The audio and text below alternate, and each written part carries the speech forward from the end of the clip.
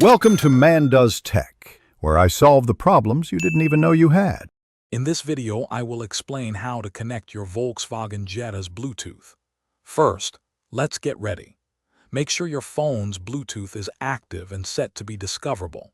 Next, turn your Jetta's ignition to the accessory mode, which means the radio and lights are on but the engine is not running. For safety, please ensure the parking brake is engaged before proceeding with these steps. Now let's pair your phone. On your smartphone, navigate to the Bluetooth settings menu. Look for the option to search for new devices. After a few moments, you should see VW Phone or VW UHV appear in the list.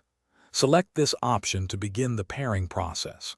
The connection typically establishes quite quickly, often in about 15 seconds. To finalize the connection, a 4-digit PIN, often 0000, may appear on both your phone and the Jetta's display. Confirm these numbers match, then accept the pairing. Your phone might also ask for permission to access your contacts. Please accept this. Once confirmed, your Jetta's system will indicate a successful connection, and your phone book will begin to synchronize. If you encounter any issues, here are some helpful tips.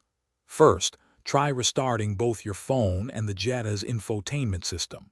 Sometimes, simply deleting old pairings from both your phone and the car, then trying again, resolves the problem.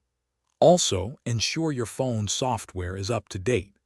Keeping your phone within a few feet of the car's Bluetooth receiver during the process can also improve success. Thanks for watching. If you found this helpful, don't forget to like and subscribe.